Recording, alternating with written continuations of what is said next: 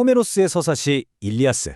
정말 수많은 명장면이 있지만 그 중에서도 가장 비극적이면서도 강렬한 순간을 꼽으려면 단연 이 장면일 겁니다. 오늘 바로 그 클라이맥스, 트로이의 영웅 헥토르의 죽음을 함께 들여다보겠습니다. 자, 이 절절한 외침, 누구의 목소리냐면요. 바로 프리아머스 왕이 아들 헥토르에게 보내는 간청입니다. 왜냐하면 헥토르가 지금 맞서려는 상대는 그냥 뛰어난 전사가 아니라 뭐랄까 거의 재앙에 가까운 거대한 자연의 힘 같은 아킬레우스였기 때문이죠.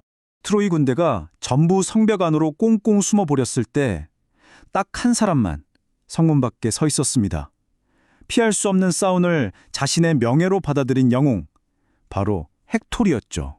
성벽 위에서는 아버지의 프리아머스 왕과 어머니 헤쿠바 왕비가 제발 들어오라고 눈물로 애원했지만 헥토르의 마음은 이미 정해졌던 겁니다. 자신의 운명을 피하지 않기로요. 하지만요, 아무리 굳게 마음을 먹었어도 저 멀리서 별처럼 번쩍이는 갑옷을 입고 달려오는 아킬레우스를 보는 순간 헥토르의 결심은 무너지고 맙니다. 원초적인 공포가 그를 덮친 거죠.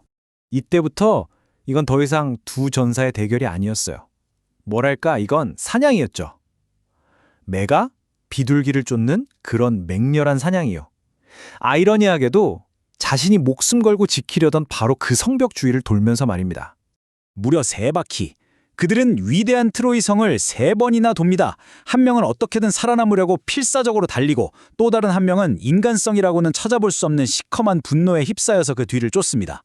그런데요, 이 싸움이 어디 두 사람만의 싸움이었겠어요?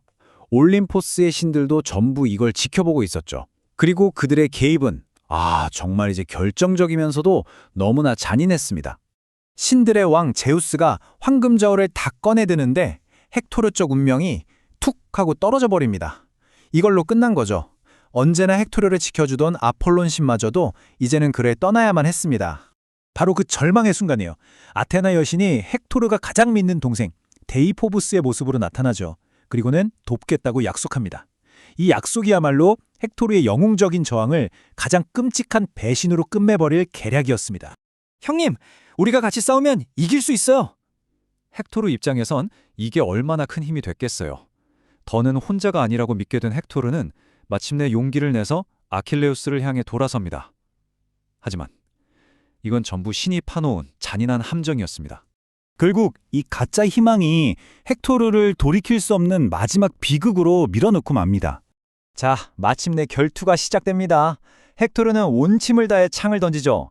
하지만 그 창은 아킬레우스의 신성한 방패에 팅 하고 튕겨나갑니다. 정말 허무하게요. 헥토르는 급하게 동생을 찾아요. 데오보스, 창 좀 다오 하고 외치죠. 그런데 돌아보니 아무도 없는 거예요. 그 순간 깨달은 겁니다. 내가 신들에게 속았구나. 버림받았구나. 모든 걸 체념한 헥토르가 한마디 하죠. 신들이 날 부르는구나. 하지만 그는 그냥 주저앉지 않아요. 이왕 죽을 거 비겁하게 죽진 않겠다. 역사의 길이 남을 영웅으로 죽겠다.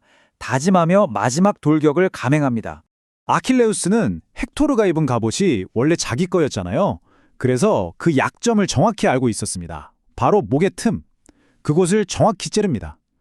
죽음의 문턱에서 헥토르의 마음은 오직 가족과 트로이를 향하고 이것이 그의 마지막 간청으로 이어집니다.